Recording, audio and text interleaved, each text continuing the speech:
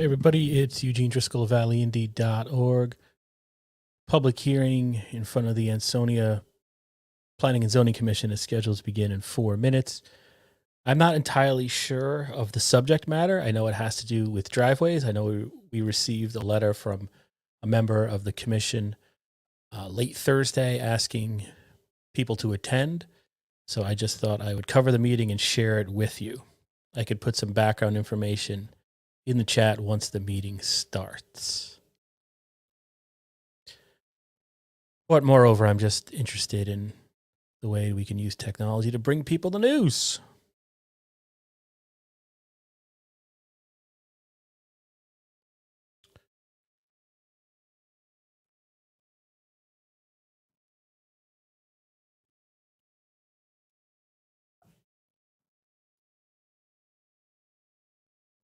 Zoom can be a little tricky because I want to launch it in my browser.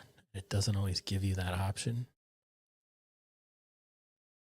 Because in order to share my screen through StreamYard, I need to have browser access to Zoom.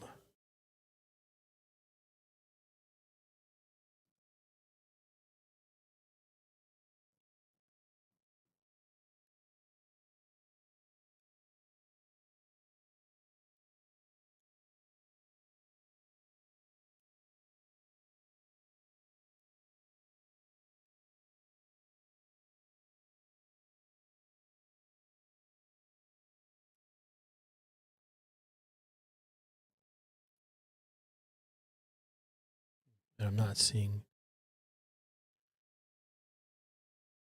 the ability to join via my browser because Zoom stinks.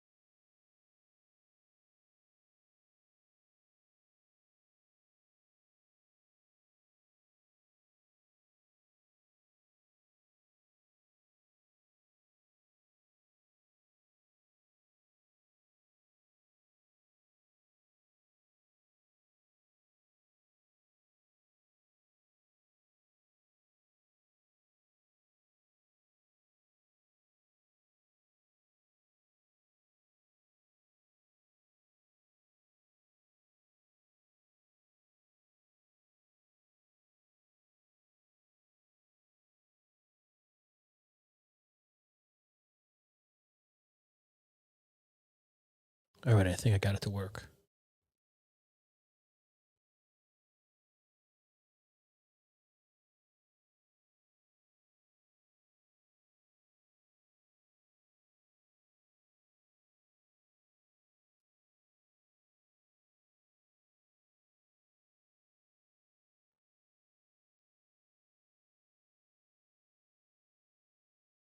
All right, here we go. Sorry about that long delay.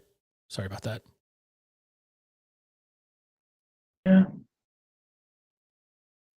Okay, if anybody's watching on Valley Indy Facebook or Valley Indy YouTube or on valleyindy.org, the participants in the meeting cannot hear you. I am just carrying the stream onto the various Valley Indy properties, for lack of a better word. Okay. Hello. How you doing? Hi. Good. How are you?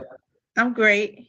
We're just we're gonna wait for a few more people to arrive, and then we'll get started. Okay. We'll let you know. You'll be able to tell. So they can't hear me talking because I'm in StreamYard talking to people. But if people want to leave comments in the chat as this goes on, I can display them on screen, but just keep in mind the people in the meeting can't see or hear you. If you want to actually participate in the meeting, because it is a public hearing, I can post the link in the chat.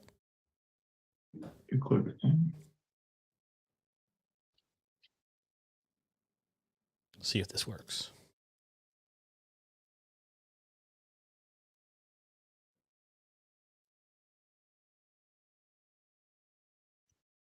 You're going to see a long URL popping up in the chat, but if you have the Zoom client, I guess it's called, the little app,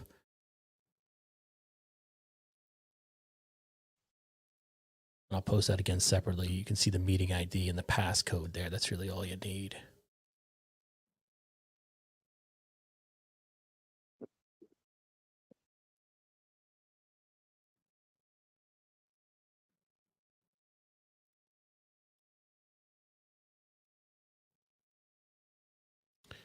Just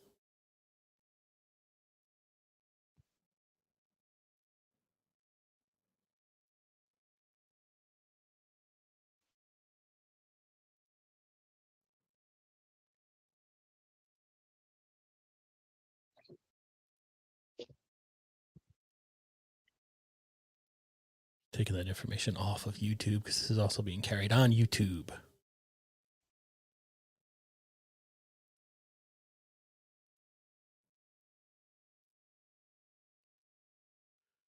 So according to the, Sorry, do we have a quorum? Let me look.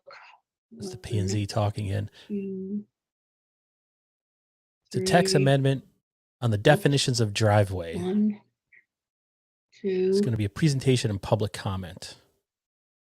3, 4 with you. Yes. Okay, perfect. Put an image of the public hearing notice We'll just give it another minute and then we'll get going. on Facebook Okay. as well.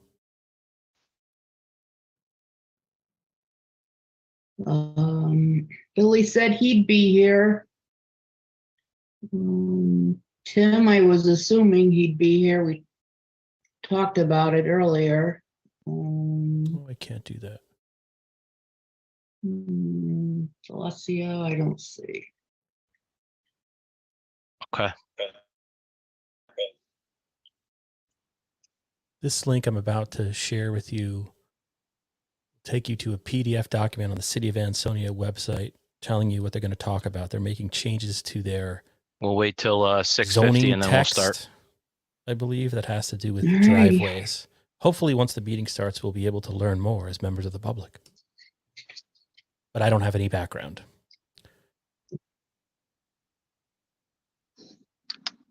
There is a letter to the editor that was published today on valleyindy.org. If you go to valleyindy.org right now, look under extra extra, you can see a letter from one of the commissioners on this subject.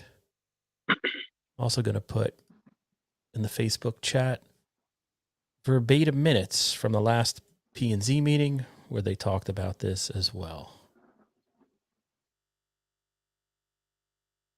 It's hard to watch a computer screen, talking to a mic, copy and paste at the same time. Minutes with background. There's that. Get rid of the stars. Everybody's thing. so quiet tonight. Edit this comment. So far. Here is the meeting agenda, which tells you what they are talking about.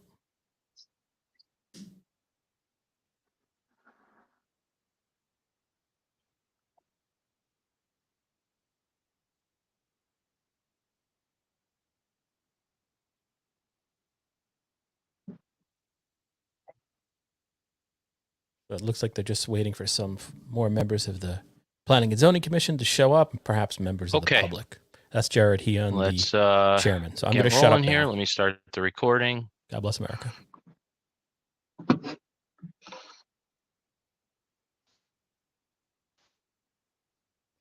Maybe.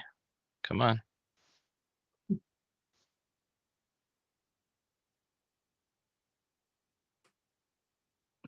This meeting is being recorded.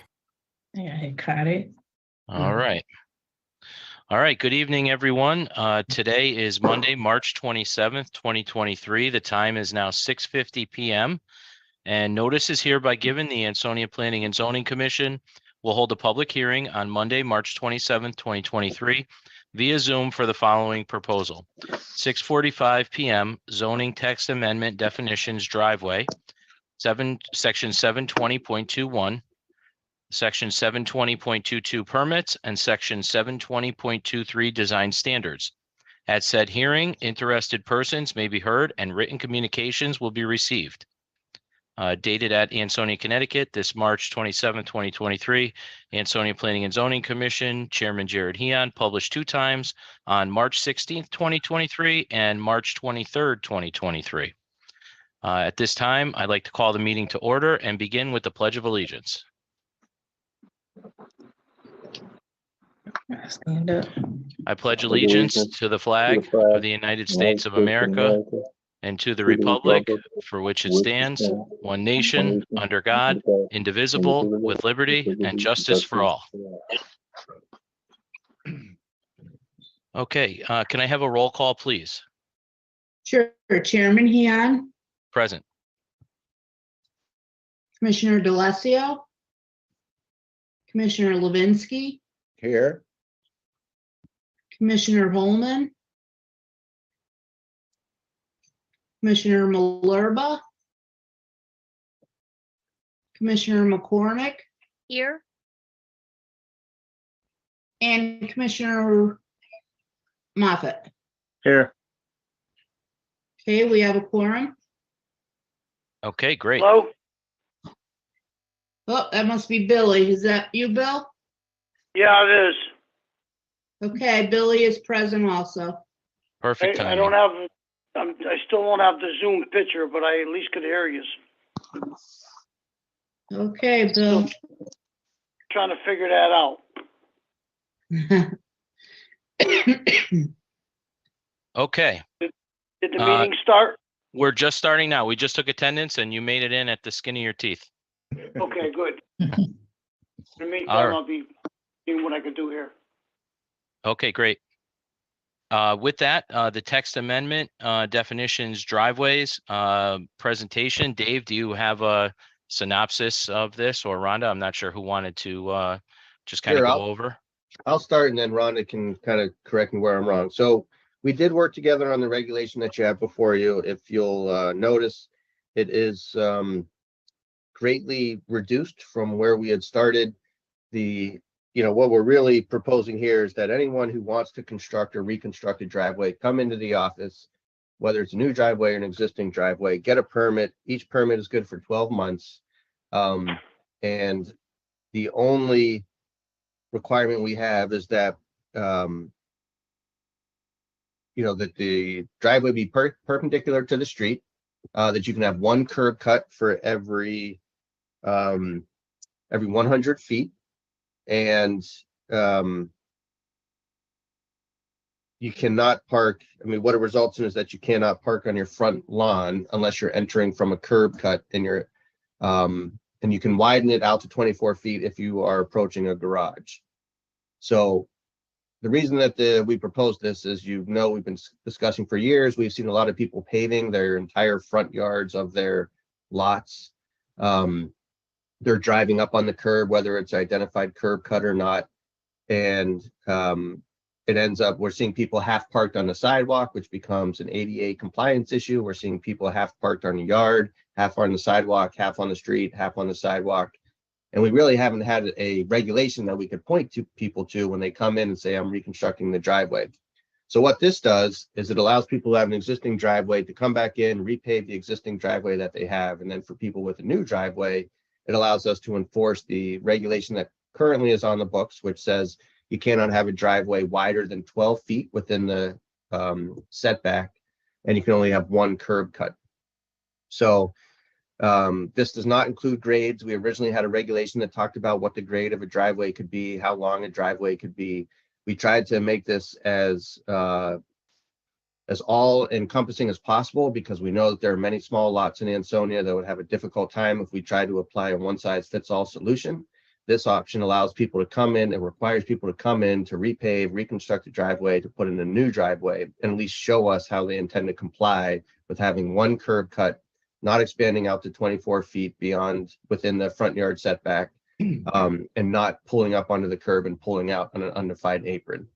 So it's, I would say it's the bare minimum, but it does give the zoning enforcement officer the option to see the driveways that are being installed before they're installed. Absolutely. Rhonda, do you want to opine on that at all? No, I think he hit on everything. We had a lot of people though, speaking of the curb cuts, who are just taking it upon themselves to cut the curbs that are there and just drive into their lot, which they can't do that. They're just facing the infrastructure of the city. If we're going to have everybody cutting up the curbs, that's why I wanted this driveway regulation. We just need something that right now we only have the one thing where it says you can have a driveway 12 foot wide and your apron can be actually, I think it was 22 foot wide, 12 with a 5-inch flare on either side. But I need something to point at to say that this is what you need to do. So that was my only concern. Okay, very good. Thank you. We'll open it up at this time to any commissioners for any initial questions. Then we'll open up to the public and then obviously circle back to the commissioners. Anyone have any thoughts right now?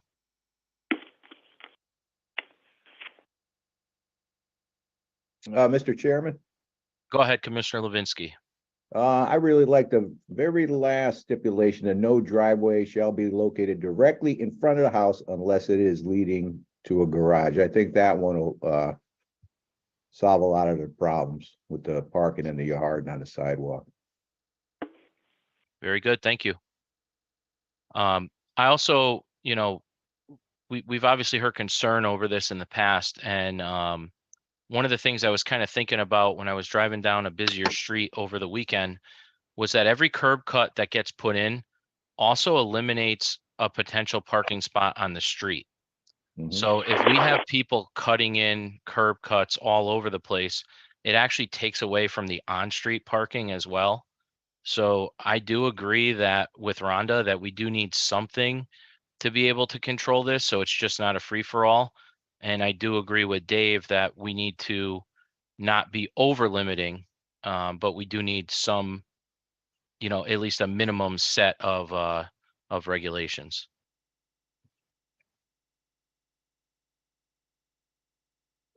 This is Maureen. Can I speak? Yes, go ahead, Maureen. I understand. I mean, that's a good point about the parking, about why we have to limit the curb cut.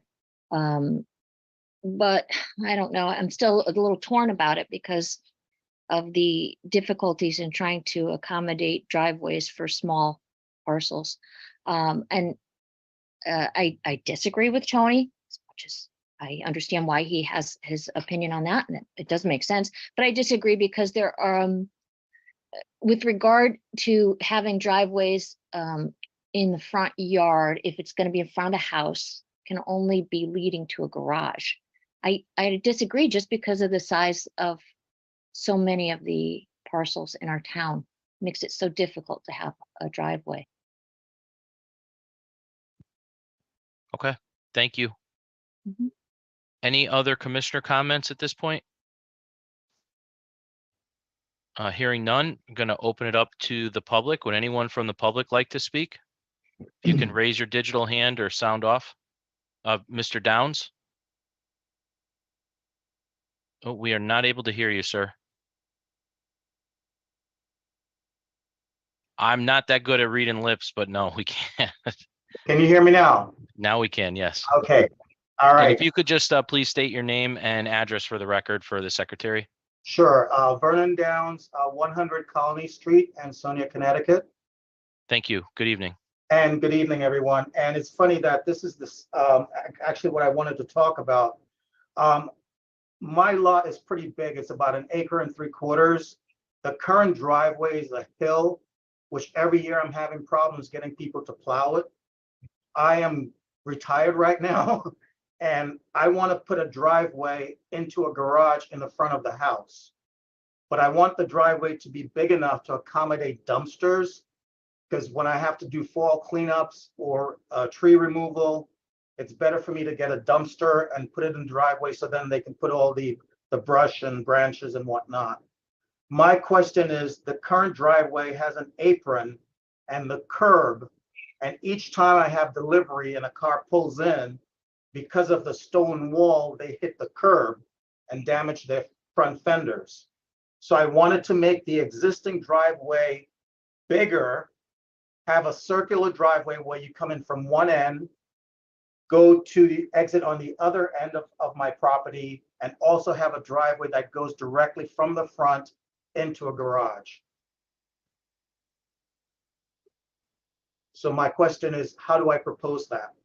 Okay, this portion of the public hearing is on the proposed changes to the regulations.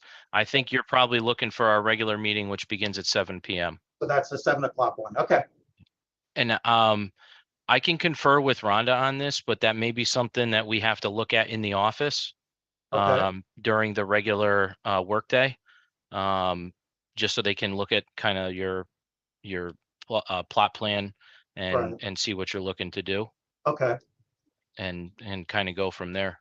all right. Rhonda, is that correct? Yeah, he can come in. If he has a driveway that's wide, I mean, his lot is wider than 100 feet, then he can have the 2 curb cuts. And basically, I think what you're saying is you want to have like a horseshoe driveway. Correct. Yeah. So, I mean, if it's wider than 100 feet, I think that's what we have in this new regulation is you can have 1 curb cut per 100 feet. 1 per So- 100. Yeah. So I don't know how wide your yard is. So last time we spoke, the front is 170 feet, because I wanted to subdivide, and you said it wasn't, it's supposed to be 75 feet for each. Correct. Yeah, Rhonda, I pulled up the map. It looks like it looks like the lot has more than 100 feet of frontage. So I think that, not seeing the topography, but it looks like there's an option there. Okay, all right, But we would need to see, we could even pull it up on the GIS, but if you have more than 100 feet and you can accommodate a driveway of less than 12%, which you should be able to unless you have a very steep lot, it looks like you have you could Okay. have another curb cut. In terms of the width of the apron, though, the width of the apron would still be limited to 12 feet, the 12 both feet. aprons. So you Right. could have 12 feet on one side, 12 feet on the other. Okay. All right, so I can put something together and I should stay on for the 7 o'clock meeting, or, I don't even know if you have to do that. In all honesty, I think the office can handle that Okay. with you directly on that. I don't believe it requires any of our approval. Can I Okay. just point something out? This public hearing is regarding any potential changes to the text amendment. And if you felt that we should not have a 12-foot curb cut limitation, that would be something you might wish to speak about. Yep. And this would be the time to talk about that. Okay.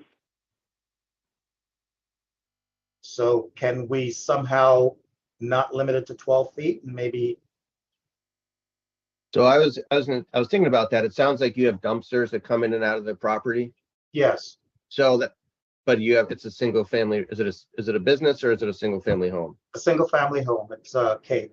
So generally, if you have a commercial type use, then you would have a wider apron. But we try to reduce the width of residential aprons to 12 feet. It reduces the amount of runoff that comes from private property onto public property and vice versa. Okay, In commercial zones, you could have a much bigger apron to accommodate commercial vehicles. But in a residential home, in a residential lot, generally 12 feet is standard. okay. So again, I've seen a couple other lots. There are a couple houses lower down where the front, just like you said, it's fairly wide. It's more than 12 feet. There's no garage, but it's just paved and it's right in front of the house. And that's why we're talking about putting in a regulation. Okay, It's hard because we think of this globally, right? Throughout the entire town and Right. not just localized to one parcel or one street or one area. So we try to come up with a midway solution, that kind of fits for everybody. So those who want to make sure that their property values are protected, that they're protected, that we have a good image throughout the neighborhood, but also give someone the ability who needs off-street parking to be able to park off-street. So it's just trying to find that, for lack of better terms, that sweet spot Right. with tweaking the regulation. Okay, And that's well, what we're looking for input on now. okay, well, if it's 12 feet, I think what I'm gonna propose, and I'll draw up the plan and everything and bring it into your office, is gonna be an in and out, and then one in the middle that goes directly into a garage, which will be 12 feet. So it's just a matter of getting a dumpster directly in front of the garage for when I do my fall cleanup, because it's more cost effective for me to do it that way than to have them haul away the stuff. And I've started taking some trees down because every year the fall cleanup and it's just cost wise, it's just too much. So I will put a plan together, and then Rhonda, I will probably come visit you in the office, and then you guys can, approve it or tell me exactly what I need to do next. Okay, sounds good. Thank you very much, everyone. Thank you, sir. Thank you. Is there anyone else who would like to speak from the public regarding the text amendment to the definition of driveways, the permits and the standards?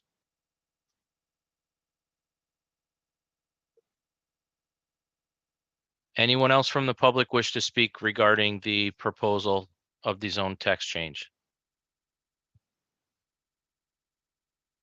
And for a third and final call, is there anyone else from the public who would like to speak?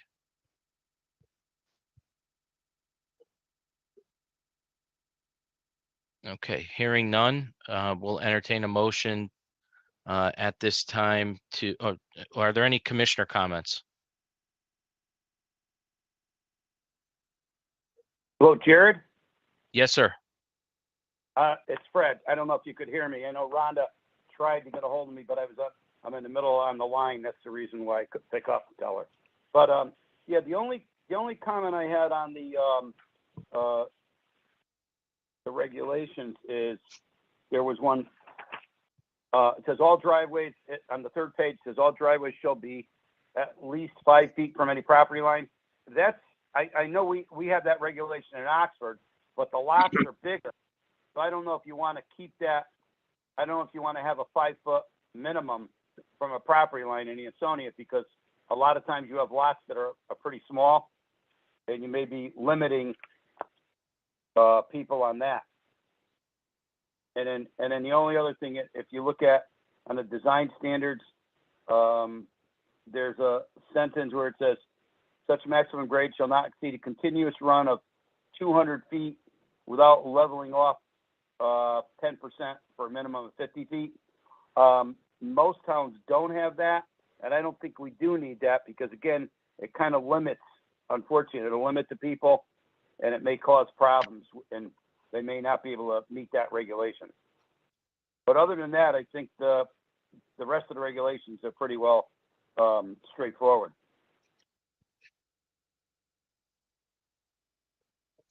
Fred, could you answer a question about the apron? Now, we talked about this a while back.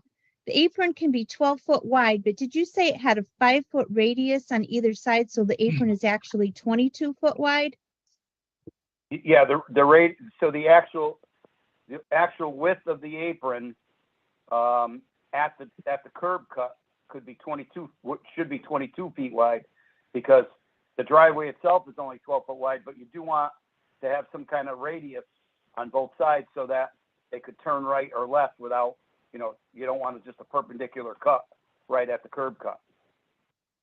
So at the gutter line, just so everyone's clear. So at the gutter line, let's say there's no sidewalks, right? At the gutter line, it could be 22 feet, and then it's going to curve in to a 12 foot where it goes from the right of way into the private property.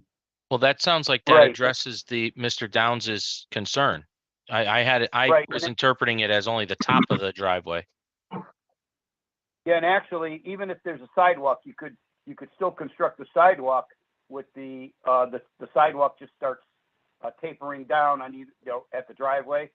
So even, depending on where the sidewalk is, in some instances, if the sidewalk goes right down to the curb, it slopes down to the curb. And in other cases, you may have a 3 or 4 foot snow shelf, and then the sidewalk would just go right through at the same elevation it normally would be. But yes, you're right, Jared.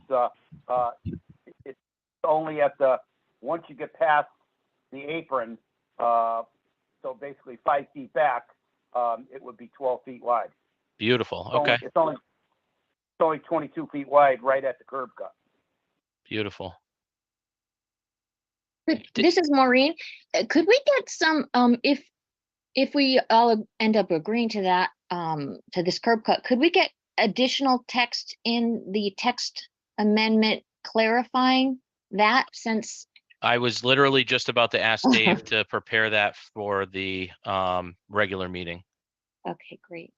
I'll work with Fred because I want to make sure that's, once you leave the private property, you get into the, sort of the public realm. I want to make sure that yes, I will make a revision and I'll work with Fred to do that. Thank you. Yeah, and if you want, Dave, maybe the best thing is we could work together and not actually vote on it until the next meeting. And that way we can make sure that we incorporate any small little changes like that. Well, I wish we saw this 2 weeks ago, so we could have prepared for this. I mean, we could include that in the motion if that's the only change is that we are in a public hearing, so that is on the record that we will provide a detailed explanation for how a 12-foot apron meets at the curb line or the gutter line to 22 feet due to the 5-foot radii on either side. Yeah, we could do that too. That's no problem. Yeah, I mean, we're 3 months into this already, so it'd be nice to be able to get something on the books, especially before the construction in the springtime starts happening. there is some language in there right now that talks about the 12-foot driveway. It's at the end of the parking regulation, I believe. Dave, do you have that? I do. But that won't change. But yes, I do have that. Yeah, it says section 410.3.8. No off-street parking spaces required in connection with or provided an accessory to a dwelling shall be located within the required minimum front yard of the lot, provided, however, that a driveway from the street into the lot crossing such front yard area as near as practical to 90 degrees, having a width not exceeding 12 feet, may be used for off-street parking spaces in connections with 1 and 2 family dwellings. So that is the only driveway regulation that's currently in the regulations, which is the one that says it can be 12 feet within the front yard setback, and it can widen out to 24 feet.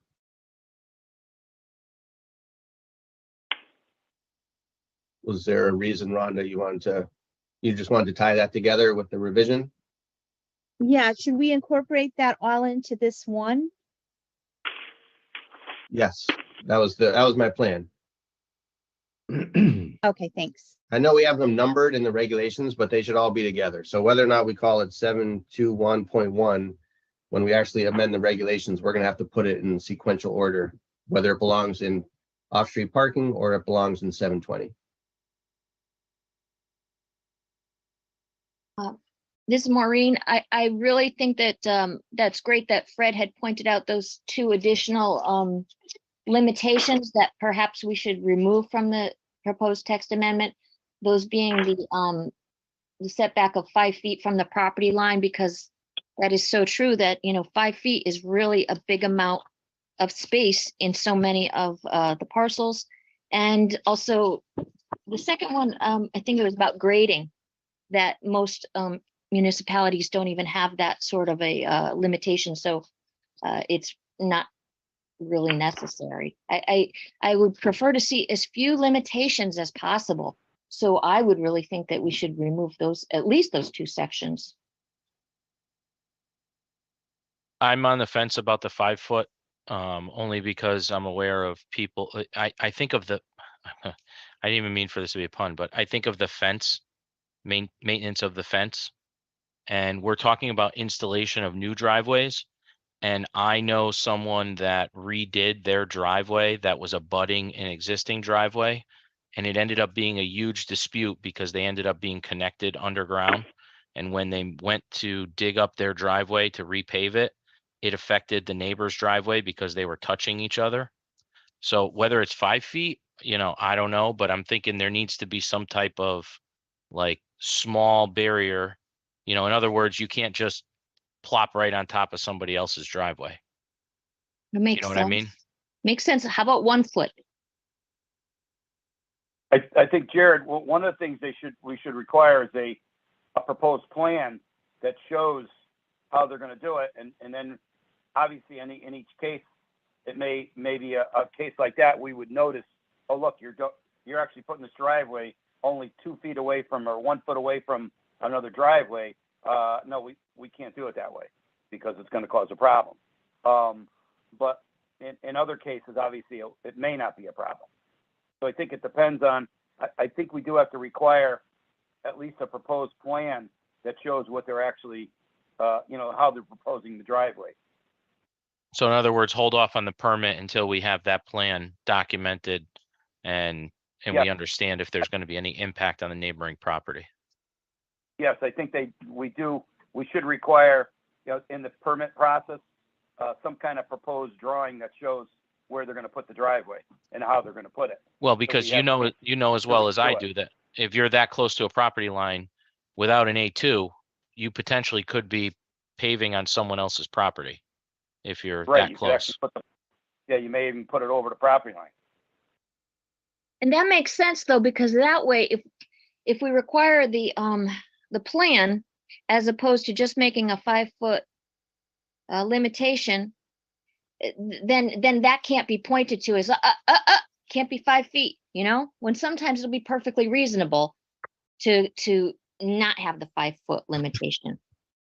Well, I would say that, maybe we can make it, there would have to be at least, I would say at a minimum of a 2 foot, I don't know the correct terminology, landscape barrier. So in other words, it would have to be some type of mulch or grass or, yeah, exactly. It's some kind of a buffer strip. Because otherwise, otherwise, if you had someone who was developing 2 lots next to each other, you can end up with what looks like a parking lot and people crossing, into the other person's driveway when someone else is trying to back out. I mean, I don't think having driveways abutting right on each other is a good idea in any way, shape, or form. Yeah, but that's the reality of how it is though in so many of these areas. You just don't have a lot of space. But this is for driveways going forward. So this Right. would be for anybody coming in to propose. And we don't want to put someone in that predicament. We want to protect the people who own the adjoining property at the same time as allowing the people who want to put a driveway in to do what they need to do. But Right. we need to set a boundary for that. We can't just have a free very for tough all. balancing act. Or even if you left the 5 foot in there, and in a special case, they would have to come for I guess for a variance. Variances are very tough to get sometimes. If they go by the letter of the law, they're very hard to get. Fred, there has to Well, be a like, hardship for a variance. I Yeah. mean, I would much say does it that get the maybe driveway? I would say that maybe we leave it to the discretion of the ZEO if there's some type of special circumstance. Because otherwise you're getting into a cost. And then if they don't like the decision of the ZEO, they'd have to appeal it through the ZBA. Yeah, that might be a better way of doing it. That way, if the ZEO, if it's not that complicated, the ZEO could just basically make a decision, and then they don't have to go through a variance. And then they only have to go through it if there's, like I said, if there's a bigger issue. Exactly.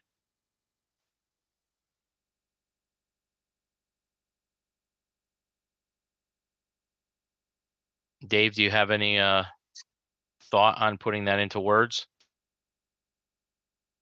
Sorry, I have the regulations up in front of me. So under design standards, I've eliminated A that says proposed driveway providing access from a street to a single family residence shall not exceed 15 feet % grade. And shall not exceed a continuous run of 200 feet. I've deleted that. I've also, what did we decide on the 5 feet? I still have all driveways shall be at least 5 feet from any lot line.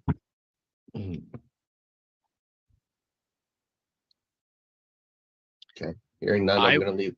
We have to have some kind of barrier because right now, even with the existing driveways, I can't tell you how many feuds I deal with each week about shared driveways. If they're both on the property line, it becomes almost like a shared driveway. Then you've got some people on one side parking and the other people's, it's a nightmare.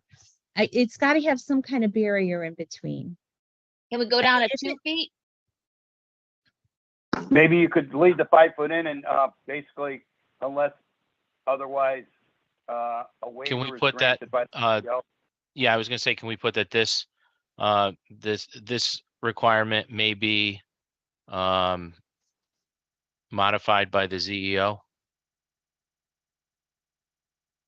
in a special Something like circumstance? that. I don't know. I mean, I'll be honest, my house was built in the early 60s, and my driveway and my neighbors are, they're in the middle of our two houses, and we have probably a 6 to 8 foot strip of grass that goes across the the length of it to separate the two driveways, and that's where we put all of our snow when we're shoveling our driveways and stuff. We use that, and then in like now, if we only have one lane, we'll use that to kind of go around our other cars and things like that, and it works. And it's a nice piece between the two. There's no confusion between if you're pulling into my driveway or his driveway. But I can just imagine that if they were up against each other, I would definitely see that as being a problem. I think we need to keep that barrier in, and if you want to give some leeway in a special circumstance, give it to the ZEO. But my opinion, that's just my opinion. I think we should leave a barrier in there. How about this? Can we say, for parcels that, are less than 0.25 of an acre, then they only have to have a 2 foot. I don't know, it's like a setback from the property line. Or like I said, leave the 5 foot in and just have the CEO able to vary it if he has to, like in a special circumstance. I think, like you just mentioned, Jared, I think that's probably the best way to handle it. Dave Elder, is that language something that would be the norm to say, to add something like that? You generally wouldn't give the ZEO that kind of discretion unless it's in the regulation. If you put it right in the regulation, then it's not really discretion and it says they can. But Maureen, where you were going, where you actually have a factor. So if you had, on lots of less than 0.25, 0.25 of an acre, you could reduce the setback down to 2 feet. Subject to ZEO approval, but this is all subject to ZEO approval, so it's kind of irrelevant. And I would actually say, sorry, I'm just going, so is the plan. To get any zoning permit in the city of Ansonia, you're required to submit a plot plan unless the ZEO has documentation that otherwise meets the criteria. So I would suggest we not say that they need to submit a plan because every single permit requires a plan. But I am trying to think about the 5 foot setback. I do agree it is good to have some setback there, like even if it's 2 feet. But we should have a threshold, a lot size threshold. And I think a lot of lots are going to be less than 1/4 of an acre. I mean, based on the calculations that I did from 2018 from the tax assessor's office, that's more than 50% of the parcels, that the residential parcels in our town are less than 0.25 of an acre. So that's a lot of tiny, tiny lots. I'm just afraid of making too many limitations because it's so hard to pull back from that. You see how long it is just to come up with these regulations. And once we limit, it's hard to delimit.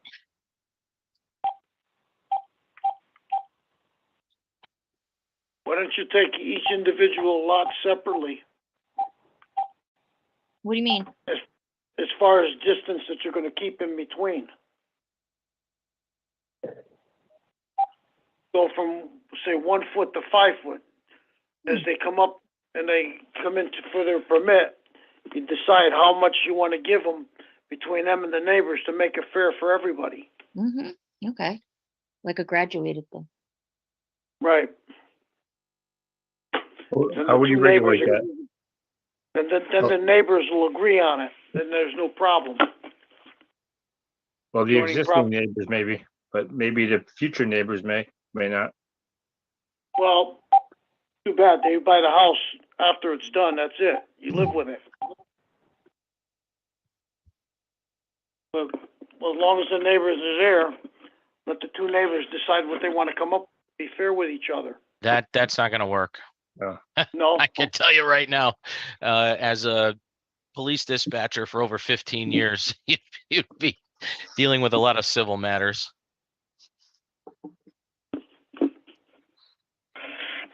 Just my opinion, but I think we should leave the 5 foot in there and allow the ZEO to make a reasonable accommodation if need be. well, that's what I'm saying, basically. Yeah, but you know, if you leave that 5 foot in there, it's too easy to point at and say, look, there has to be a 5 foot setback. It says it right there. People aren't going to know that it's up to the ZEO and to convince them that, oh my God, but really, I really have to have this driveway because whatever. Fred, you're beeping away over there. I Yeah, don't know what's who that going on was. here. Oh, my other phone is like beeping. I don't know why. Gotcha. You know, if the person is new to the town, doesn't know the ZEO, doesn't know anybody in town, guess they're not going to get approval and they're not going to get a big enough explanation. Are they necessarily going to get the consideration that somebody who knows everybody, who knows how to deal with this, are they going to Well, get the same consideration? I kind of resent that. I think that our office, especially when someone comes in to pull a permit, Well, gets I actually agree with you about our current staff, but we gets don't know treated about very- the future staff. I'm basing this also on past staff. I'm not basing it on our current staff because I think they're wonderful. Well, and most of it is done online now, and most of it is done. I mean, I get calls all the time, and honestly, I just refer them to Kelly and Rhonda because, you know, that's what they do day to day, and they're fair with everybody. I mean, it's really you know, it's the thing about our zoning regs is it's pretty black and white. And if it's in there that the ZEO can take a special circumstance and make an exception, you know, I don't see the problem with that. And if somebody doesn't like it, they have an avenue to appeal it. I know you don't agree with the way they have to do it, but you know, that's kind of how it's. If that's included in the verbiage, then at least just to say that, you know, if there's a special circumstance, I think that should be. I think we're all, I think everyone has been in agreement with that. I haven't heard anybody oppose that. To just not leave it as the 5 foot setback, but to add that there should be special, there should be verbiage to the effect that if there's a special circumstance that isn't up to the discretion of the ZEO. Yeah, that would be the line that I would put after we require the 5 feet. However, if there is a special circumstance, the ZEO may approve, you know, I don't think you can do that, Jared. Incremental difference. We can't. The only entity that can vary the zoning regulations is the zoning board of appeals. So this is what I put in here is that all driveways shall be at least 5 feet from any lot line on lots equal to or greater than 1/4 acre in size, or not less than 3 feet on any lot less than 1/4 acre in size. Shall be provided with a dustless surface for the portion of the driveway located on the property and with a paved apron starting at the property line and ending at the gutter or street face of the curb. So 5 feet on any lot greater than 1/4 acre in size, not less than 3 feet on any lot less than that.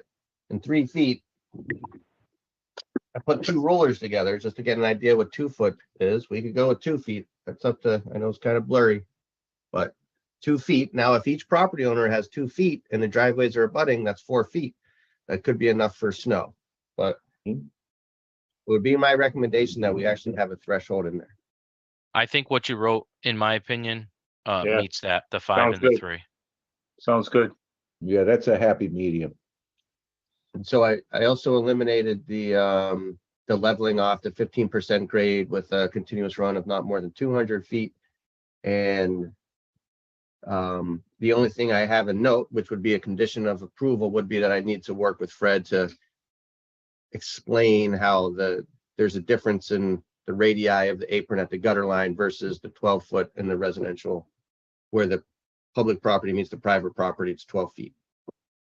So I just need to work with Fred on that. Any other commissioner comments? What was that percentage again? 15%? The incline? Is that what you're talking about? We That's deleted that. eliminated. Yeah, max on 15%. We took that out, Billy, though. That's gone. That's what we're deleting. Yeah, that's pretty stiff, 15%. Right. It's 8%. So right now it's Okay. 8%. Yeah, 8% is reasonable. Okay. Any other comments from the commissioners? I will ask one more time. Is there any other public comment regarding the driveway proposal, text change?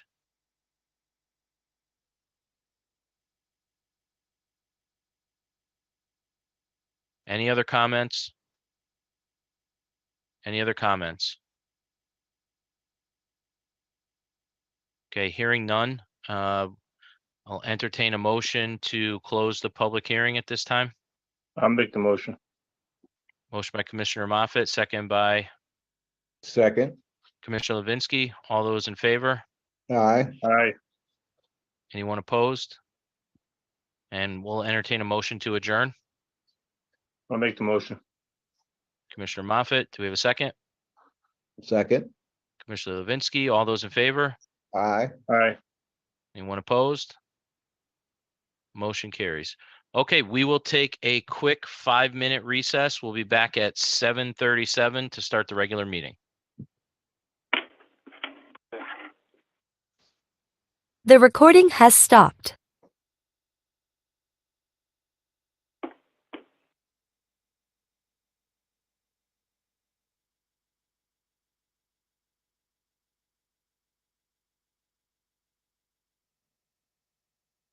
All right, so it's Eugene Driscoll from the Valley Indy. If you're watching on Valley Indy Facebook or Valley Indy YouTube or valleyindy.org, just decided to stream a meeting of the Ansonia Planning and Zoning Commission tonight. We're talking about updating, changing, further defining their definition of driveways in their zoning code in an attempt to get residents or property owners from turning yards into driveways, and in an attempt to stop people from ignoring curb cuts. I think I just summarized that public hearing. Obviously very technical. I'll be back in a couple of minutes. I got to go bring in groceries from Target.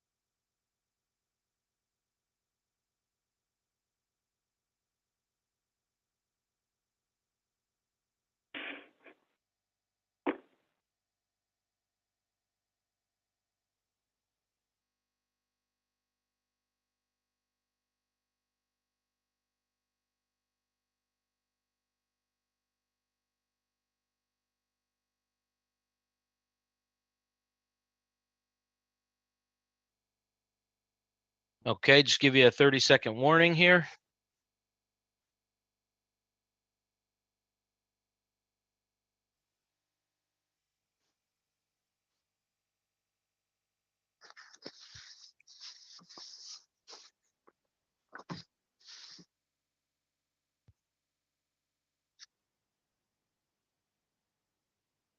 Okay, let me start the recording.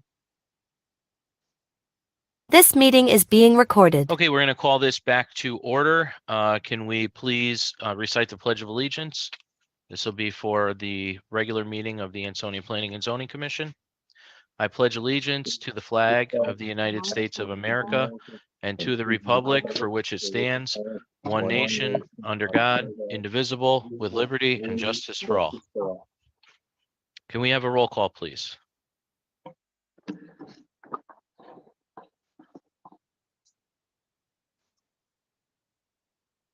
Darlene, you're muted.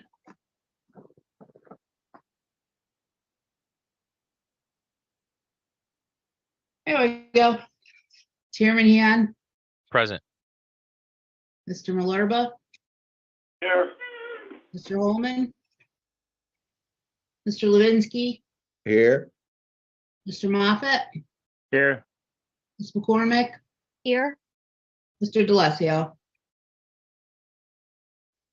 We have a quorum. Thank you. Okay, we'll start with the approval of the minutes from February 27th. Do we have a motion? Motion to approve. Motion by Commissioner Levinsky to approve. Do we have a second? Second. Commissioner Moffett. Thank you. Any discussion? Hearing none. All those in favor? aye, Aye. Anyone opposed? Motion carries. Thank you. Approval of bills. Do we have any bills? We do not. Thank you. Any correspondence? No correspondence either. Okay. Public session. Would anyone like to speak in the public session of our regular meeting?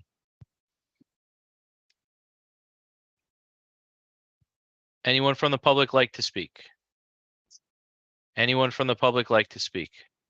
I do have something I would like to speak on about a proposed location. Okay, can you just please state your name and address for the record? Sure, my name is Jocelyn Cahillo. My address is 91 Division Street, Ansonia, Connecticut. Good evening. Go ahead. I see for the minutes, or for the agenda actually, that there was a proposal made for an establishment going in on Bridge Street.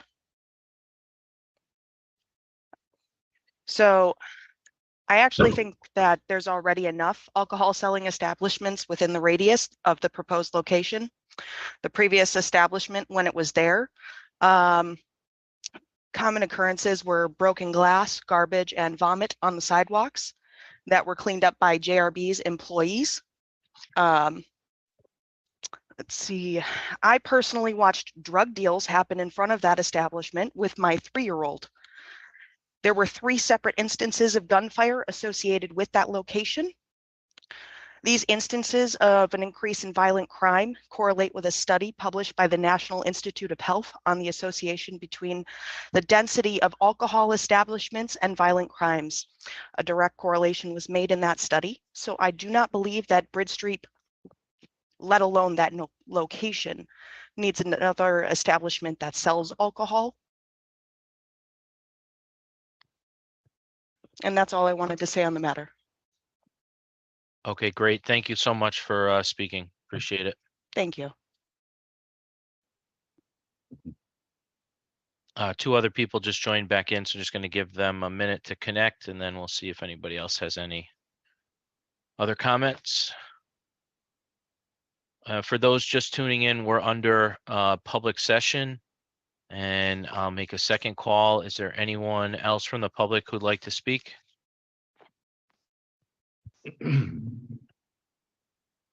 And a third and final call. Anyone else from the public who'd like to speak? Okay, hearing none at this time, we'll entertain a motion to close the public session. Motion to close public session. Motion Commissioner Levinsky. Do we have a second? I'll second it. second by Commissioner Malherba. Any discussion? All those in favor? Aye. I, Anyone opposed? Motion carries. All right. We're on to new business, proposed text change amendment to permit the keeping of hens as permitted use of right in all residential zoning districts. Believe we have the applicant as Israel J. Cologne. Israel? I don't think he was gonna be on because we were supposed to just set the public hearing tonight, so I don't think he'll be on until till the public hearing. Okay.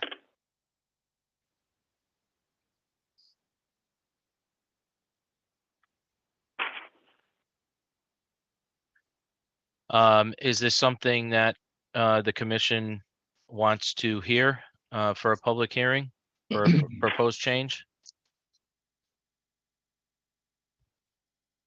Dave's just getting back in. I'll give him a second to get back in.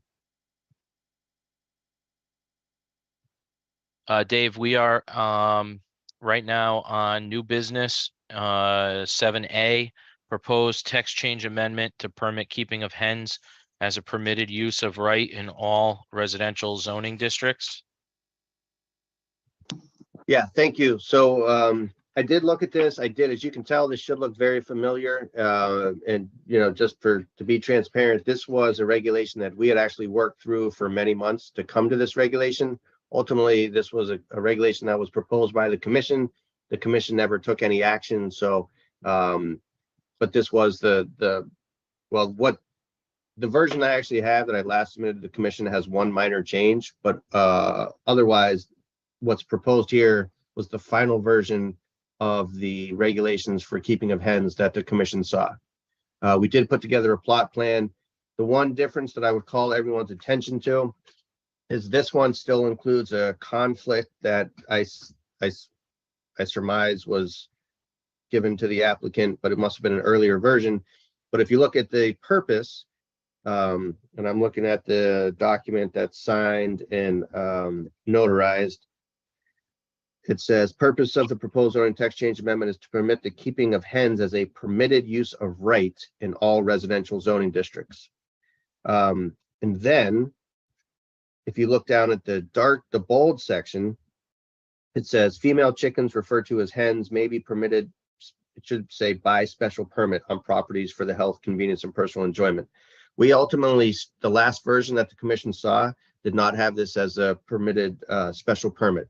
The last version that I submitted to the commission had it as a permitted use of right. So otherwise, the regulation that you see is the last version of the regulation that we worked through with the commission.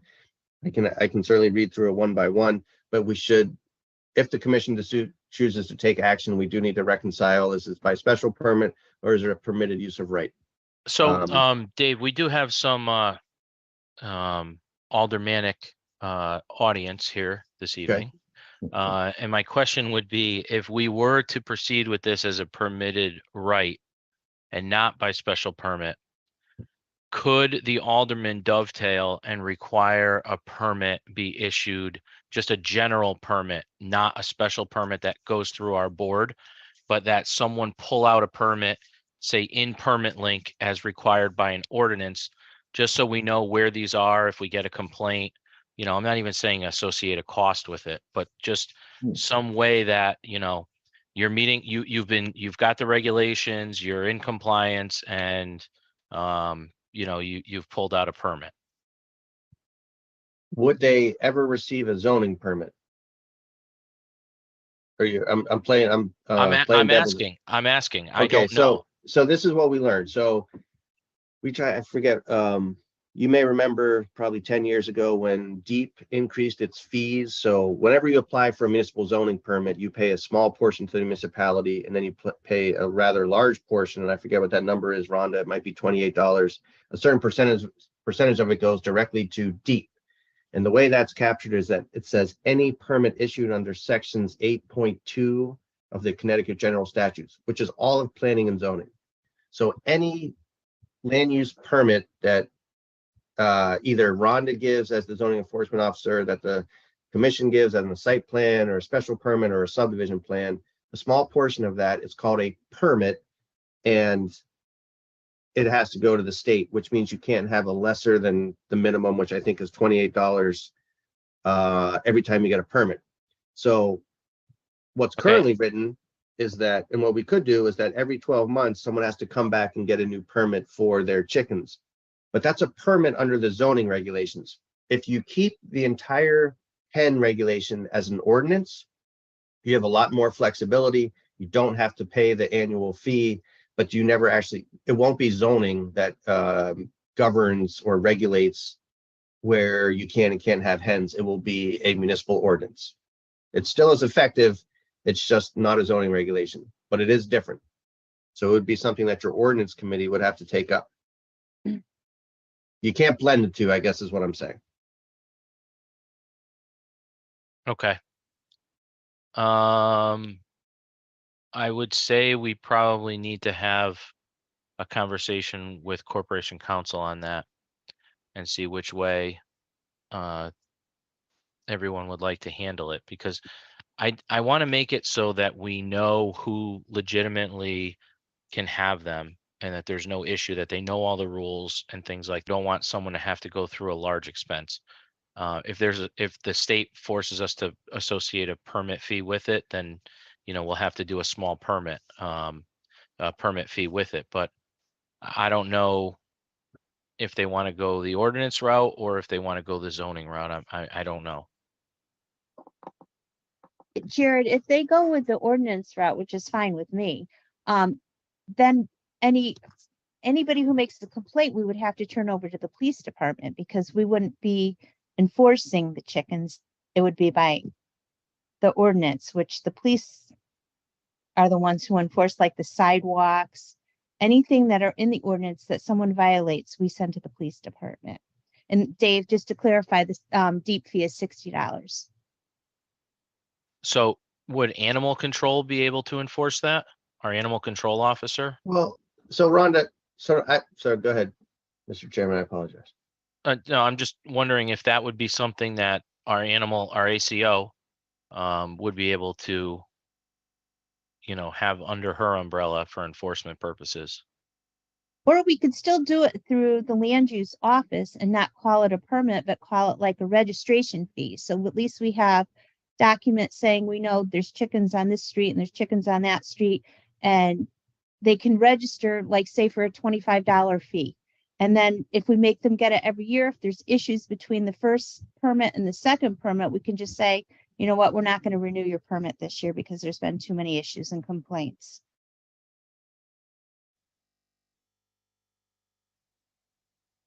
So Rhonda, you're saying a one-time permit through a land use entity, and then they pay a registration fee? No, I'm just saying just a registration fee. If that So would it wouldn't work. be regulated by zoning. We just need somebody to, when people call and they're complaining about chickens, which they do all the time, we just need some place to aim it at. I mean, is it going to go to the enforcement officer? Is it going to go to the police department? Is it going to go to animal control? Somebody's So got to be. I'm just playing devil's advocate. You know better than I do. If we don't have a permit, then we can't follow the enforcement guidelines in terms of cease and desist, holding back certificate of use and compliance. Our ability to enforce it goes away if we don't have a permit. So, again, I'm happy to hear your opinion on that, right? But if we don't have a permit, then if we don't have a permit and we don't have something issued through an ordinance, our ability to enforce it goes out the window, right? And then here's my other question. So the blight officer, it's in the ordinance that the blight officer is the one charged with enforcing that blight. Couldn't we say right in the ordinance who the enforcement entity is? We could also put that on the blight officer. I'm not trying to add more work to you because I think you're wearing all of those hats right now, Rhonda, but couldn't we delegate that enforcement authority to the blight officer via the ordinance? Well, we could, because in the blight ordinance, it says that they can get a blight violation for violating any building or zoning codes. Or we could just do it with a one-time permit, just so that we know where they're at. But like I said, the fee is $60 that's going to go to deep. So a zoning permit is $140. 60 of that goes to deep.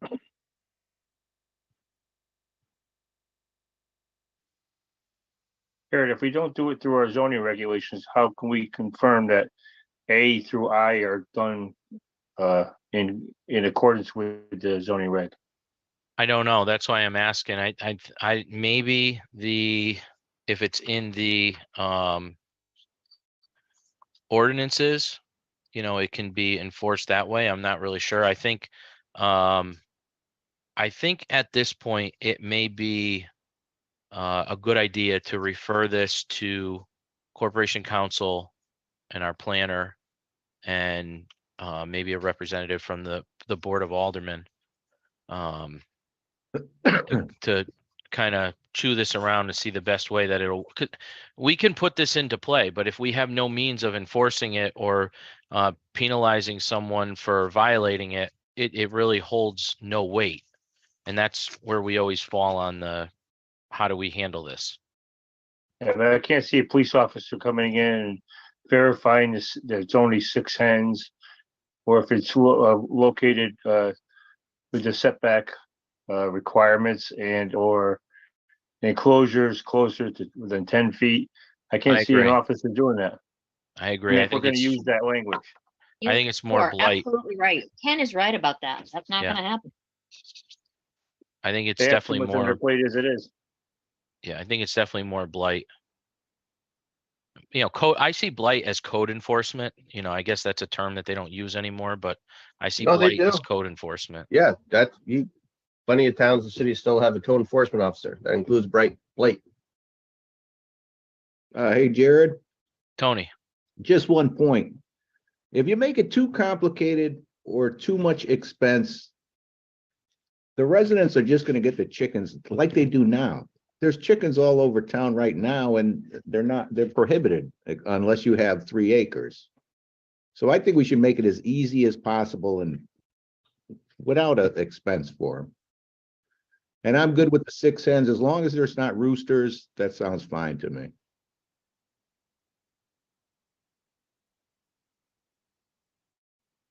okay. So do you guys want to set a public hearing and then we can tweak this and, still run it by obviously Corporation Counsel and our BOA?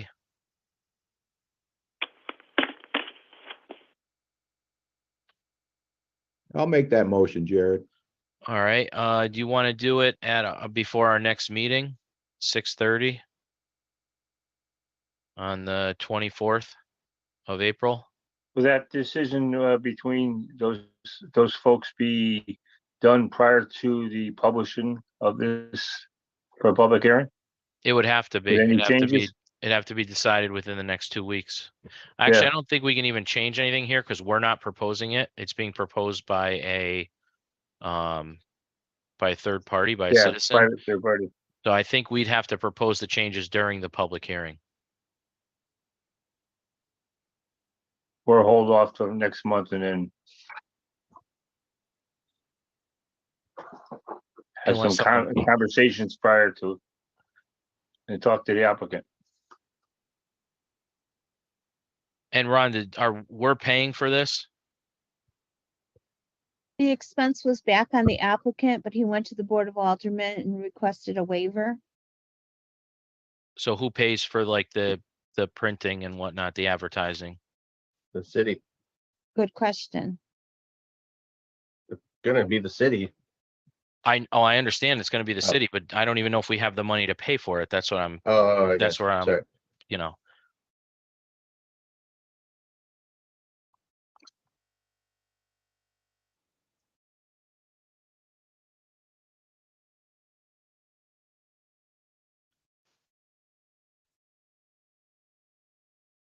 I don't what's think your- Rhonda and I can answer who pays for No, it, Mr. Chairman. No, I'm not Okay. looking for that. I Okay. want to know what the pleasure of the commission is. if we are going to continue it, we probably should give ourselves ample time. So we're only publishing notice in the paper once. Yeah, Rhonda, I right? agree. We can do that. So, All right, can we entertain a motion to table for tonight? I'll make the motion table. It's motion by Commissioner Moffett, second by Commissioner Levinsky. Any discussion? All those in favor? Aye. Aye. Anyone opposed? All right, motion carries. Okay, 7B is a site plan application, 47 Bridge Street, Tate Lounge Bar Cafe. We have the applicant as Eugenia Tate. Yes. Good evening. Good evening. How you doing? Good. I would just invite you to just kind of go over what you're proposing, a little bit about, talk a little bit about what you're proposing, and give the commissioners a little explanation. Okay. First of all, whatever happened prior before me, I don't know nothing about that. This is a different whole establishment, and I'm just bringing 35 and up, live jazz, karaoke, just an older, mature crowd. Because there's nothing to do to everybody. I'm trying to start something for us to have something.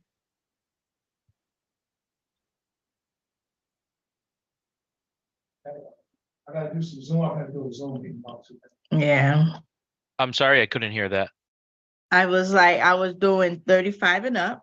Okay. I was having live jazz and karaoke. Just a nice lounge, 30, for 35 and up for, I'm 47. So I was trying to find something for us to have something to go to and enjoy ourselves. Okay, and you're planning on serving food? Not at the moment. There's no kitchen in there, so no, not right now. Okay, I see a kitchen on your site plan. Yeah. Well, eventually, but right now we're just not no whole kitchen. No? No.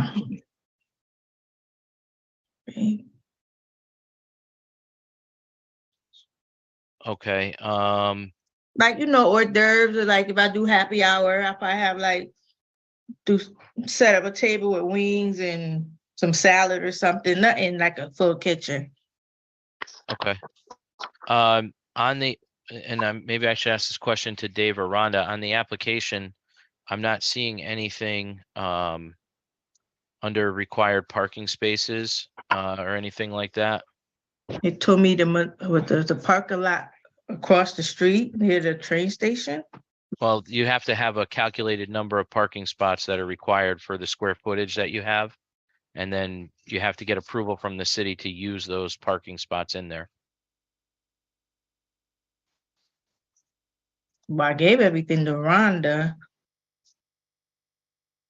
yeah, They so said- the chairman's asked him, so on the application that I have, it's, that is not filled out on the application. So there's a formula that says that for so many square feet of usable space, restaurant space, lounge area, that you have to have so many parking spaces.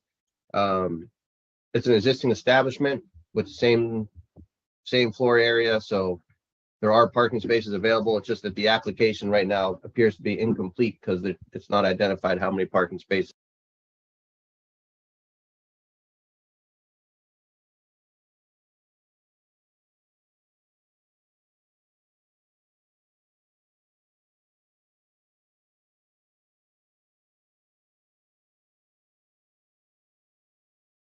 Trying to say it, we just need to know the total square footage interior, and then we need to figure out how many parking spaces you need to be able to accommodate for your business. Oh, can I get that right quick? Yes, you could, Okay, give me a minute. but there might be other questions too. So I was gonna say we might want to, so that was just one okay. question from the chairman. Okay. Maybe the best thing to do would be to continue sort of to discuss the application, see if other commissioners have questions, because you might have a number of things to follow up on. Okay, well, I better write a pen. Yeah, that's, but Mr. Chairman, I defer to you if that's a good, best way to handle it. Yeah, I just want to make sure that we have a complete, application. The second page the application on the second page, it's not even signed. So I'm just want to make sure we've got Jared, I had a everything. couple of questions. Go ahead. I noticed the stage is noted on your plan. Do you plan on having live music or I said live live acts? music, a jazz band. And you have proposed bar restaurant place 2B. You have seating for restaurant, which is listed under cafe. Everything I know is cafe would be food served. Is that correct, Jared? Yes, but no kitchen. Yes. So, Is there currently a hood system in the building? Is there, No, Okay. that's why I'm not having a kitchen in there. okay. so why would it be registered as a cafe? That was Kitchen just a outside name food. I just came up with. It just I sounded, get it. I get it.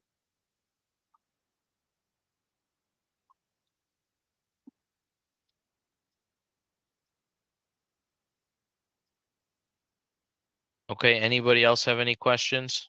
Sorry. I have one. How are you planning to, keep 35 and up in there and keep the younger crowd out?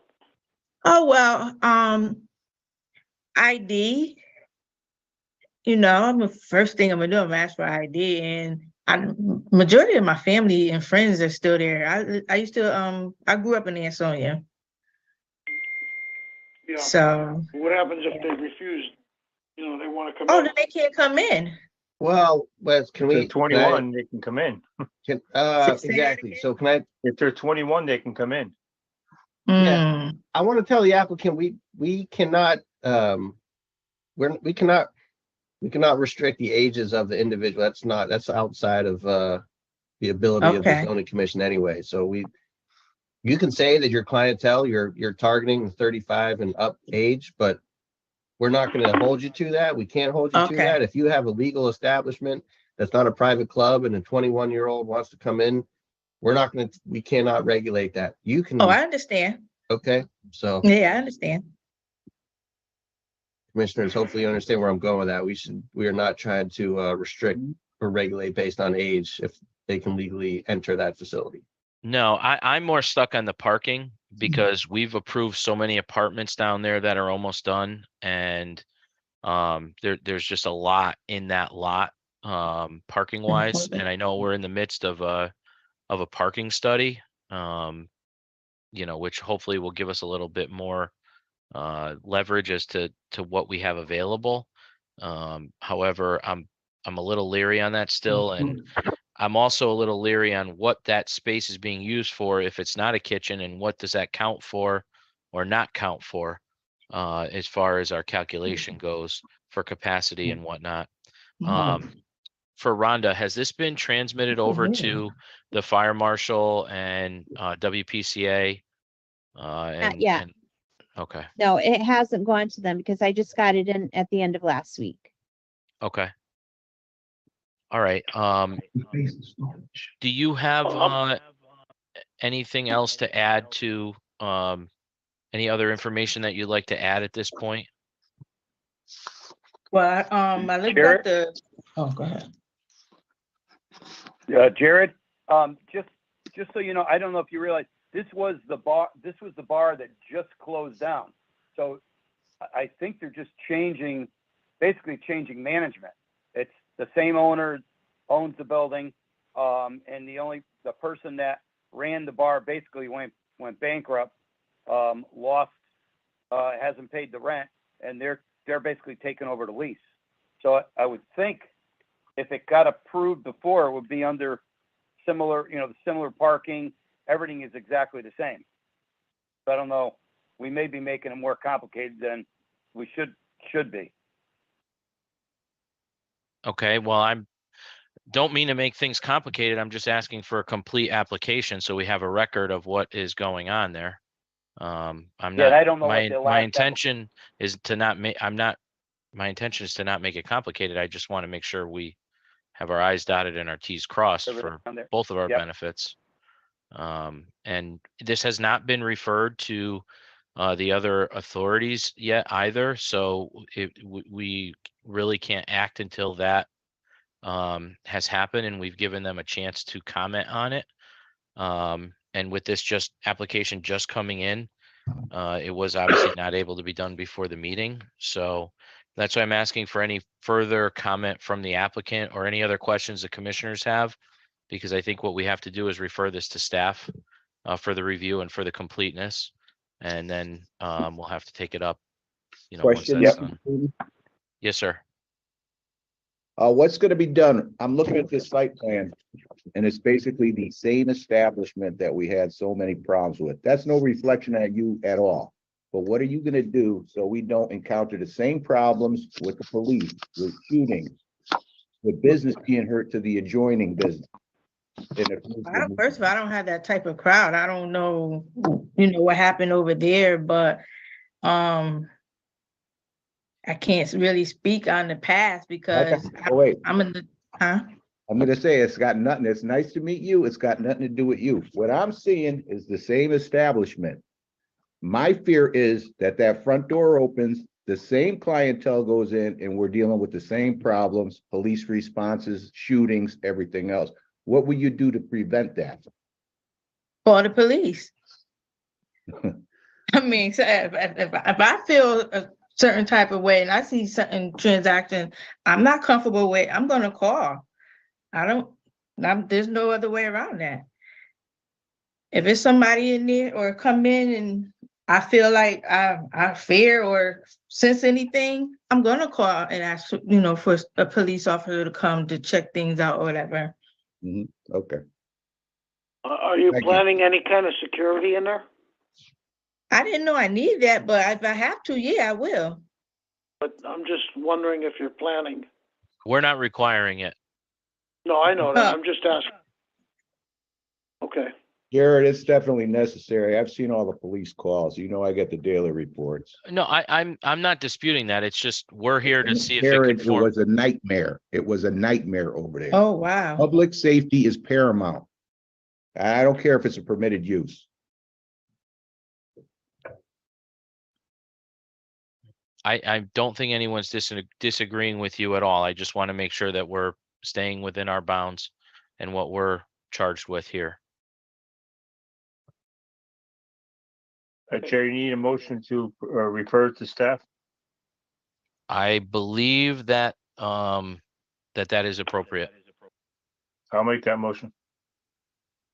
Second. I'll second it. And with that, Commissioner Levinsky, this will get transmitted to the police chief as a public official as well, for input and comment. So hopefully those concerns can be brought forth as well. Thank you, sir. To everybody. Okay, any discussion on the motion? Hearing none, all those in favor? Aye. Aye. Anyone opposed? All right, motion carries. Thank you. Okay, we have item 7C, site plan application, Patricia Nicolari, 64 Clifton Avenue, Proud Academy. That application was actually withdrawn and she was supposed to email me a letter withdrawing the application. She called me on Thursday and said she didn't want to be on the agenda.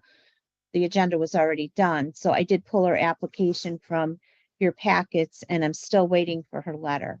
Was it paid for? She gave me a check, but I ended up giving it back to her. So she has the check back? Yes. Okay, can we have a motion to deny without prejudice? I'll make the motion. Second. Motion and a second. All those in favor? Aye. Aye. Anyone opposed? Motion carries. Okay, to old business. Any old business?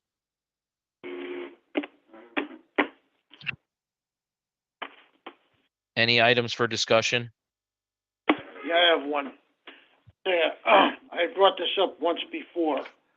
Over on Orchard Street in Ansonia, Orchard and South Street meet. There's a big tree right there that's just about ready to fall. It's all rotten. And somebody should take a look at it from the city. That should be brought to their attention.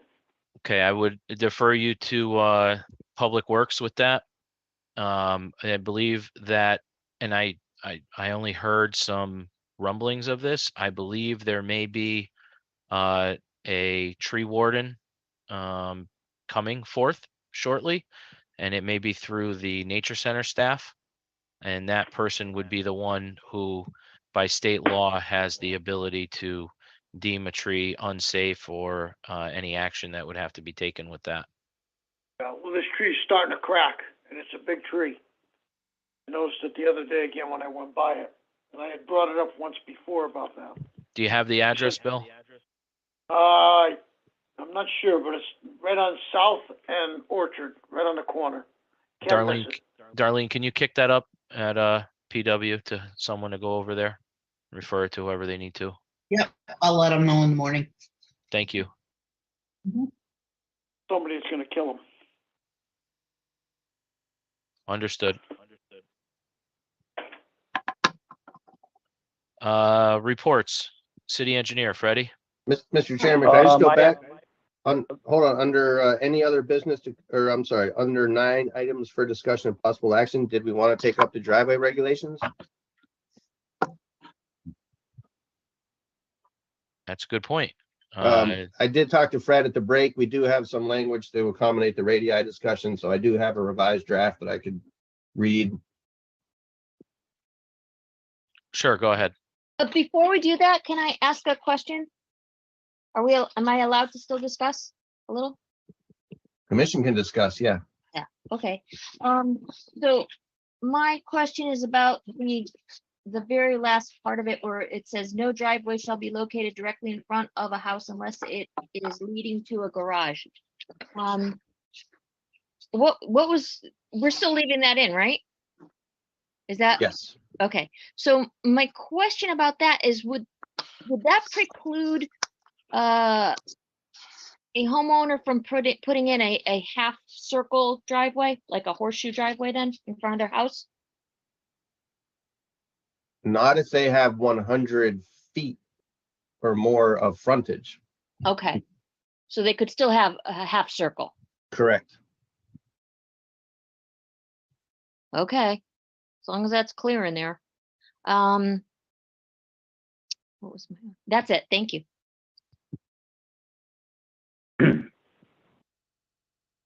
Okay, Dave, go ahead. So,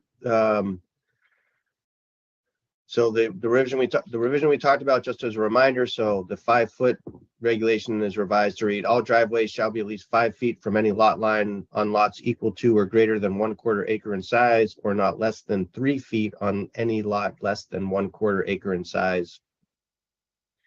The other revision reflects what I worked with the city engineer on. So it says an apron of approximately, and bear with me, there's 3 sections that are all sort of impacted by that change. An apron of approximately 10 feet in length from the gutter line towards the interior lot shall be paved with a minimum of 2 inches of pavement.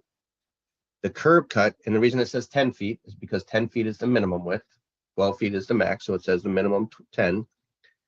The second is the curb cut, including the 5-foot radii on either side, which will result in a total curb cut width being not more than 22 feet wide, shall narrow down to 12 feet, 5 feet back from the curb. And that works for Fred. He understands it. You have to think about it, but that's what it does. So 5 feet back from the curb, you narrow down to the 12 feet, and there's your driveway, 12 feet. So if it flares out to not more than 22, and it flares back in to 12 at where the city property meets the private property. Where there's a sidewalk involved, that's the last change. Where such driveway intersects with a new or proposed concrete sidewalk, such concrete sidewalk shall continue through the driveway. So this means that within the apron area, if there's an existing sidewalk, the sidewalk is continuous through the driveway. And those are the changes. So it's 24 feet radius up on the top. But what if you were to have a 3-car garage?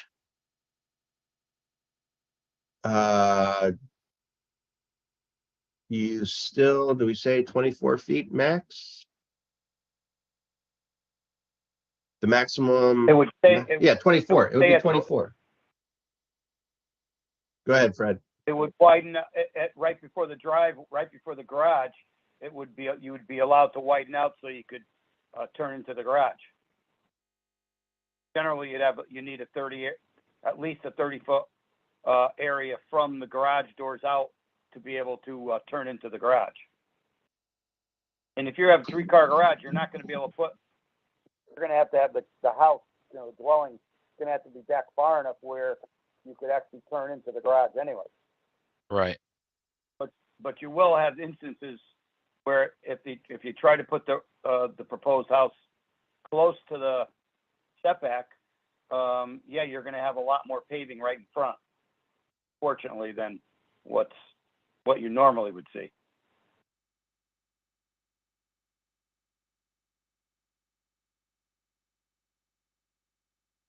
Okay, but it would be allowed with the regulations that we are talking about. Well, you get to a point where if you have a 3-car garage, you probably it's no longer a driveway, right? Practically, it's a parking area. You're no longer in the setback. You're dealing with a coverage issue by then. Yeah, if you have a 3-car garage, you're talking, most likely you're having a bigger, it's not going to be on a bigger lot. I think you're going to have more room to work with. I doubt you're going to be able to squeeze it into a small little lot.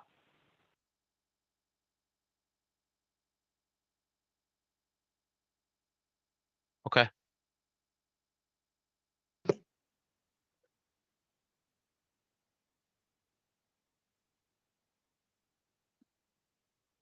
All right. Are there any other questions for Dave?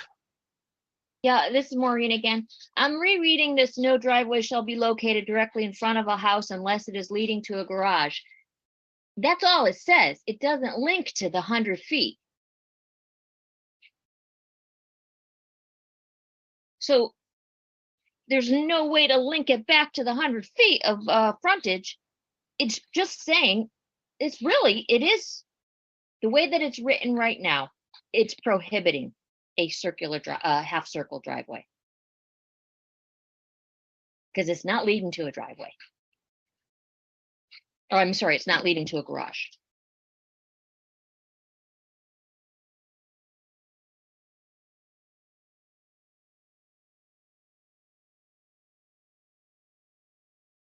How about if I add, unless such lot contains an excess of 100 feet of frontage? I mean, that would be better. At least some people would be able to have that. Yeah.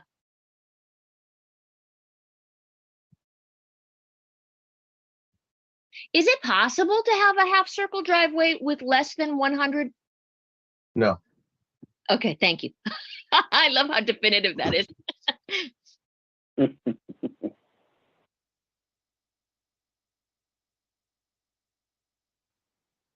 Okay. Any further questions?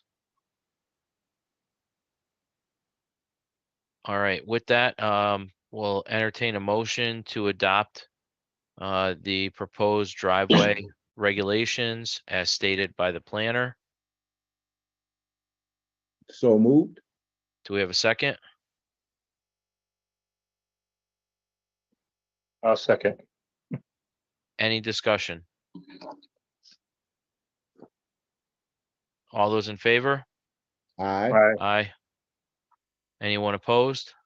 I oppose. All right, motion carries. Thank you. Okay, reports, city engineer. I have nothing at this time. Rhonda, any variances or violations? Yes, ZBA issued one variance to 28 Berkshire Road for 9.5-foot front yard variance. I wanted to make sure all of you got the email I sent out about the credits that you need by the end of December, because there is a class that's going to be this Thursday night, and if you want to sign up for that, just shoot me an email and I'll register you. It's going to be on Zoom, and you have to do 4 hours by December 31st. One of them being affordable housing, which that one is. The other thing is I got a call from the mayor's office today about Castle Lane. Those 3 houses that up there were dumping the fill are back at it again. So I sent Rich up there. I didn't get the call until after noon. So Rich went up there and it looks like they brought a considerable amount of fill in there. It looks like it's almost filled to the top. So I'm not sure what to do. I talked to Fred about it. I thought there was a bond on it that perhaps we could pull, but I don't think that there was ever a bond on it. And I don't know, do we revoke their permit? Do we give them a cease and desist? At this point, I thought it was a temporary special permit for filling and excavating, but actually it was just a special permit for leveling out and grading their yard. That's what they had on there. That was what was approved by both wetlands and P&Z. If it's not within the permit, then you have to issue a cease and desist.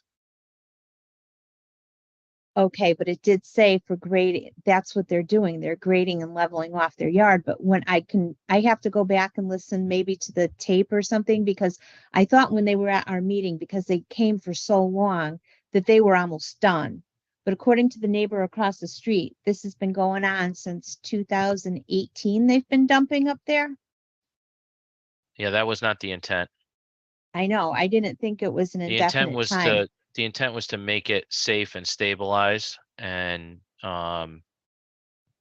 be done with it. And I believe that there was even drawings to that effect. There was a plan. So I asked Fred if he could come out there with us this week sometime. I think he's going to be available on Wednesday, and we're going to have to go back up there. We may have to issue a cease and desist. Okay. And that's about it. Great. Thank you, Rhonda. Dave Elder, do you have anything else? Nothing for me, Mr. Chairman. Okay, thank you. Any other business to come before the commission? This is Maureen. I have a quick note. When you go to our website, to the city of Ansonia, you can find our July 2022 regulations by going to board and commissions and then planning and zoning. But if you go through city departments and then to zoning, you get an obsolete version of the regulations. So that needs to be updated. That link. Rhonda, can you get that to Yeah, I'm not sure IT who's Dave? going. Yeah, I'll give it to Dave. Okay, yep.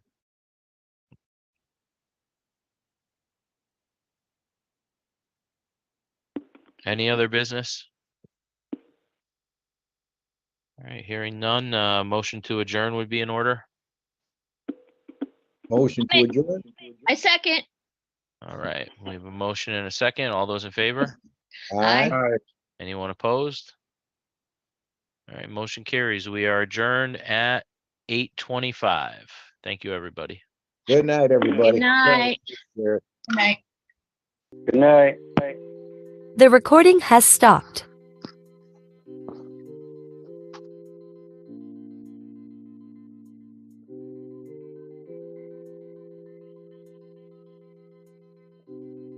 All right, that was the end of the Ansonia Planning and Zoning Commission meeting. If you've been with us the whole time, they started off with a public hearing on making some tweaks to what defines a driveway, including dimensions and all that kind of good stuff, in an attempt to stop people from paving over their front yards. It's never a good thing. I guess the most newsworthy thing that then came out of the regular meeting, they did end up adopting those regulations, by the way, during that second meeting. There was a bar proposed. 47 Bridge Street, a few doors down from JRB's. Apparently, according to what Commission member Tony Levinsky said, the previous establishment was a problem for police. Mr. Levinsky noted getting daily police reports, calling the previous establishment a nightmare, I believe was the exact word he used. I looked it up. Why does a member of the Planning and Zoning Commission get police incident reports? Mr. Levinsky is also on the Ansonia Police Commission. I did share during the meeting exactly what part of Bridge Street we're talking about. I can share it again. They took no action. Commission said the application was incomplete and they referred it to staff. But I think it's safe to say they didn't seem all that excited about that particular application. It's right here. This is Ansonia GIS, assessor's maps. You can look anything up by the house number and the street, and you can see what we're talking about. I haven't been that way in a while. I didn't realize a bar had opened up there. Now closed. So that was a site plan application, no action taken.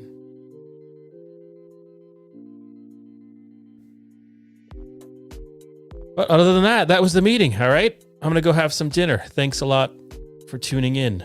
I'm Eugene Driscoll, and this was valleyindy.org, sort of. Goodbye.